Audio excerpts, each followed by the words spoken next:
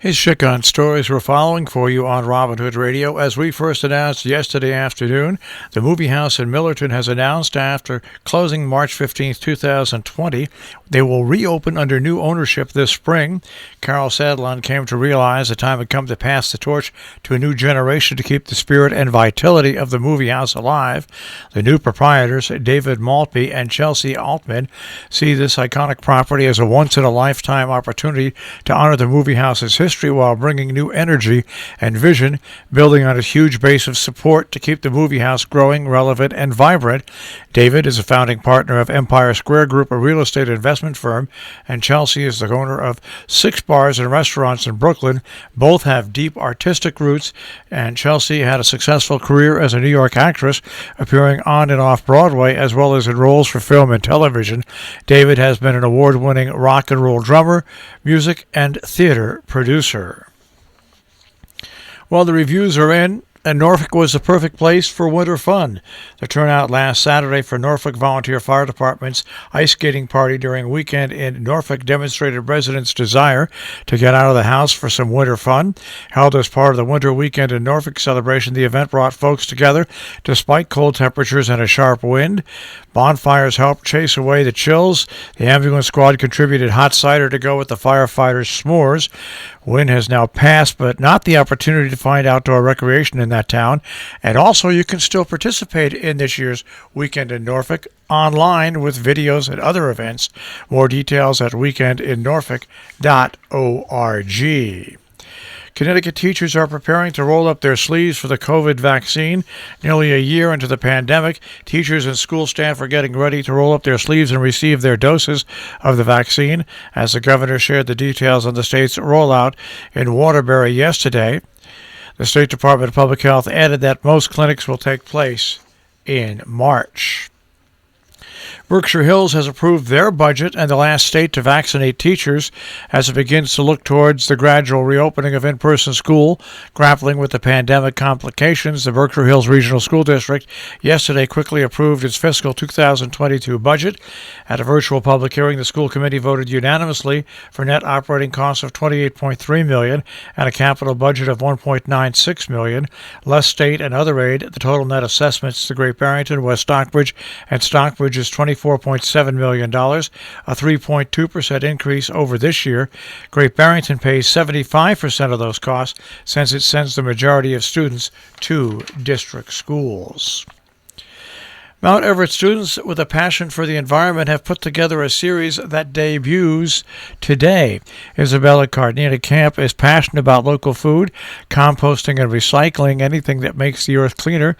The Mount Everett Regional High School senior is super excited to spread her passion to the larger community with a virtual series of 6 speakers to expand on problems and household solutions for water quality declines, the importance of local food, the interconnectivity of soil.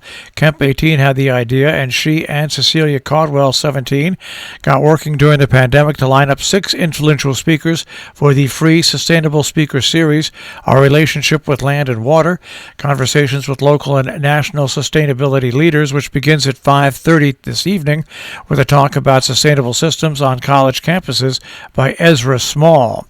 For more information, eventbrite.com/e/creating sustainable systems on campus with Ezra Small registration. You can also go to the Southern Berkshire Regional School District website for that information. Columbia County Historical Society announced it's awarded grants to 5 county historical societies as part of its annual county re-grant program. The competitive grant application period opens at the end of each calendar year. From CCHS, the Greenport Historical Society, and Red Hook Historical Society, each receiving funds for the purchase of archival supplies for their collections. The town of Canaan, New York historian received a grant towards conserving the Flat Rock Baptist Church record book, which dates back to 1795. The City of Hudson historian was awarded funds for archival supplies, and the Canaan Historical Society in New York received a grant to conserve 2 West Point uniforms from 1836. This grant is awarded annually. The County Re-Grant Program offers grants of up to $500 and is open to all historical societies and official village, town, and city historians in Columbia County. Coming up today, a super supper is happening. Pick up to go at the Congregational Church, Library Street in Salisbury, 3:30 to 5:30, offering a free takeaway soup supper. Supplies are limited. Please order ahead. If you haven't done so, email your name, phone number, and number of servings to salisburycc21@gmail.com. By the way, local delivery is available if you aren't able to get to them. In Cornwall, 5 till 7 p.m., Heat and Eat at the United Congregational Church. Tomorrow in Cornwall, Technology and Artificial Intelligence with Ed Green and Frederick Jenny via Zoom. Race the Power of Illusion, a workshop with Carol Taylor, happens tomorrow from 1 till 3 at the D.M. Hunt Library. Space is limited. Registered by calling 860-824-7424. A rabies vaccination clinic at the Dover Town Hall being sponsored by the Dutchess County Department of Behavioral and Community Health. That'll happen tomorrow from 8 until 12 noon at the Town Hall.